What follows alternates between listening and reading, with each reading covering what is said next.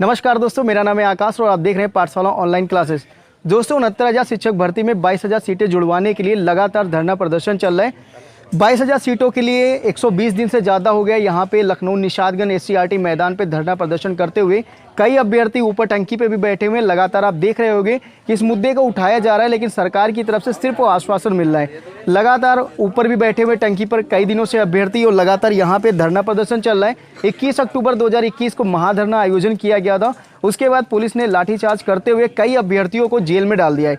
60 से ज़्यादा अभ्यर्थियों को जेल में डाला गया। विभिन्न प्रकार की धाराएं लगाई गई हैं। यहाँ पे कुछ गार्जियन भी आपको हमारे पीछे दिख रहे होंगे, ये भी लगातार अपने बच्चों के सपोर्ट में आए हुए हैं। कुछ अभ्यर्थी आज आए हुए हैं, हम आपको बात भी कराएंगे। ये लगातार अभ्यर्थी बैठे हुए उन साथियों की मांग कर रहे हैं जो जेल में बैठे हुए, उनको सकुशल छोड़ा जाए।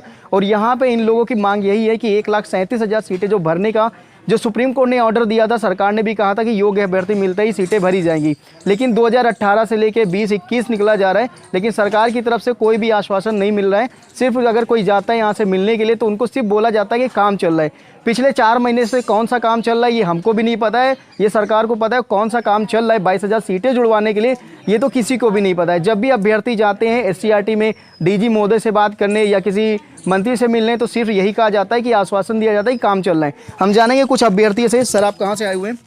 भैया मैं कानपुर देहात से आया हूँ, आशुतोष दुबे मेरा नाम है। भाई 4 महीने से आप लोग धरना प्रदर्शन कर रहे हो, सरकार भी आपसे कई बार कह चुकी है कि सीटें जोड़ी जाएंगी, आश्वासन दिया जा रहा है, लेकिन ऐसा क्या है कारण जो 22,000 सीटें जोड़ने की सरकार इतना टाइम लगा रही है? क्या इलेक्शन को ध्यान में रखते हुए सरकार इतना लेट कर रही है या कोई और मसला हो सकता है? देखिए, नौकरी देने के लिए नियत की आवश्यकता होती है।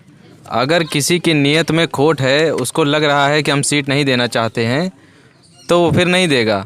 इसके लिए एक अंदर से वो होना चाहिए कि हम अब बच्चों को नौकरी देंगे जो हमारे पढ़े लिखे योग्य लड़के हैं, जो 115-20 नंबर लेके फ़ाइट किए हैं, जो जिनको 10 साल बाद 9 साल बाद दोबारा से मौका मिला है, जो कल्याण सिंह शासनकाल के पास आउट हैं, उन लोगों को नौकरी हम देंगे, यही कहकर ये आए थे। ये जैसे कि आपके 60 अभ्यर्थी जो आपके साथी थे उनको जेल में डाल दिया गया है, विभिन्न प्रकार की धाराएं लगाई गई हैं और पुलिस वालों की तरफ से मिलने नहीं दिया जा रहा था, लेकिन अभी कुछ लोगों को मिलने दिया जा रहा है। गार्जियन भी लगातार आ रहे हैं। यहाँ से जो अभ्यर्थी 2000 की संख्या में लोग पहुँचे थे 21 अक्टूबर को, उसके बाद यहाँ पे संख्या बल तो कम दिख रही है। तो जो अभ्यर्थी आपको छोड़ के चले गए हैं उन अभ्यर्थियों को कुछ बोलना चाहेंगे या आप लोग जितने संघर्ष है वो जारी रहेगा?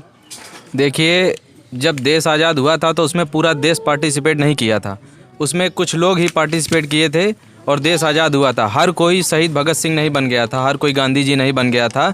कम लोगों की संख्या होते हुए भी देश आज़ाद कराया गया, लेकिन बाद में धीरे धीरे करके काफिला बढ़ता गया और पूरा देश सपोर्ट में आ गया। हमारे साथ भी कुछ ऐसा ही, हमारे 60 अभ्यर्थी या 61 अभ्यर्थियों को इन्होंने जो वहाँ पे बंद करके रखा है, तो अब जो 60 या 61 अभ्यर्थी हैं वो तो हमारे बंद ही हैं। बाकी कुछ लोग को फ़ोन करके धमका रहे हैं, डरा रहे हैं कि आप यहाँ आएंगे तो आप पर मुकदमा लगा दिया जाएगा, आपके साथ ऐसा कर दिया जाएगा। तो डराने की वजह से हो सकता है कुछ अभ्यर्थी डराने की वजह से ना आते हों, लेकिन आप यकीन मानिए कि सोशल मीडिया एक वो ताकत है जिसके ज़रिए से घर में बैठा हुआ एक एक अभ्यर्थी आपके वीडियो को भी देख रहा है और जो हमको मीडिया कवर करने आता है उनके वीडियो को भी देख रहा है। वो अपनी ताकत EVM के ऊपर दिखाएगा ज़रूर। यानी कि आपका कहने का मतलब है कि जब सरकार इलेक्शन होगा तब ये जो 22,000 का मुद्दा ये उठने की पूरी संभावना है। सर, क्या नाम है आपका? मेरा नाम कृष्णपाल सिंह है। और पाल जी, आप हमें ये बताइए, 22,000 सीटें जुड़वाने के लिए लगातार धरना प्रदर्शन कर रहे हैं आप लोग, यहाँ पे बहुत सारी दिक्कतों का सामना तो करना पड़ रहा होगा, है ना? तो सरकार की तरफ से कोई आश्वासन भी नहीं मिल रहा है। 21 अक्टूबर के बाद ना कोई मंत्री मिलने आ रहा है, ना कोई अफसर आपसे मिल रहे हैं, सिर्फ आपको डराया धमकाया जा रहा है कि आप यहाँ मैदान खाली करके चले जाइए, अन्य प्रकार की धाराएं लगाई जाएगी, वो आपकी ज़िंदगी ख़राब की जाएगी। ऐसी भी धमकियाँ आपको मिल रही हैं, तो हौसला आपका डगमगाया तो नहीं इससे? हमारा हौसला डगमगाया नहीं है। ये पुलिस प्रशासन और योगी सरकार चाहे जितने जुल्म कर ले, चाहे जितनी बर्बरता कर ले, हमारा हौसला और उतना ही बढ़ता जा रहा है। तो ये हमारा हौसला टूटने का तो कोई सवाल ही नहीं उठता। जब तक ये सीटें जोड़ेंगे नहीं और तब तक हम छोड़ेंगे नहीं। ये हमारे सभी साथियों की एक ऐसा संकल्प है लिया हुआ कि इससे कोई पीछे हटने को तैयार नहीं है। चाहे अंजाम जो हो, सरकार आज मान ले, कल मान ले, जब मर्जी हो सरकार की तब मान ले, ये 22,000 सीटें हमें उसको देनी ही पड़ेंगी। सर, आप क्या कहना चाहेंगे? हमें यही कहना है कि हम सभी लोग सरकार के साथ रहे हैं, आगे भी हम लोग रहेंगे।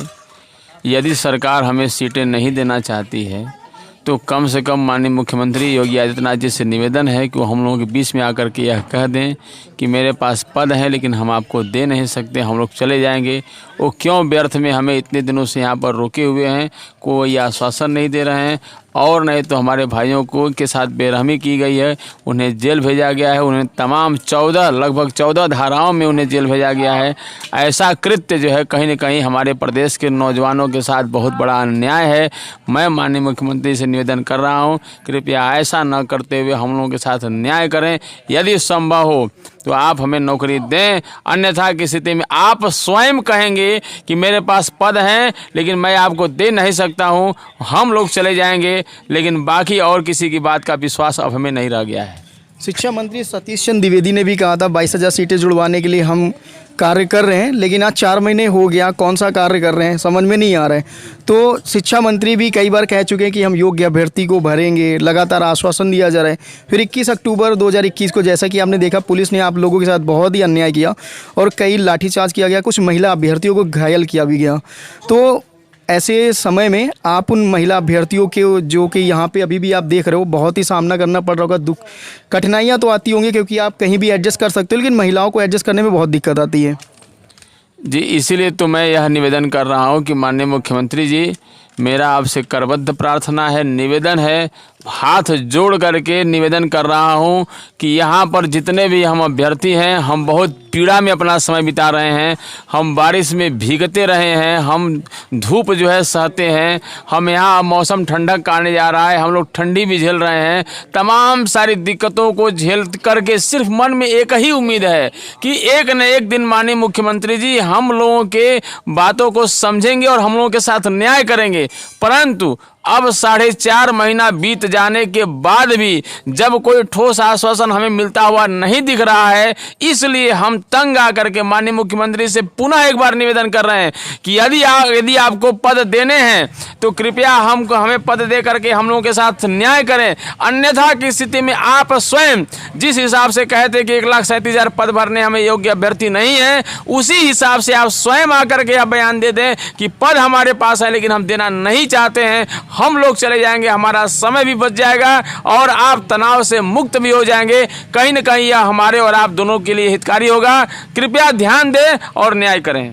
तो हमारे साथ कुछ अभ्यर्थी के गार्जियन भी बैठे हुए लगातार हैं। सर, आपका क्या नाम है? आप लगातार यहाँ बैठे हुए हैं, आपके अभ्यर्थी बता रहे थे बाहर हैं अंदर हैं, तो अभी उनसे कुछ मुलाकात आपकी हो पाई?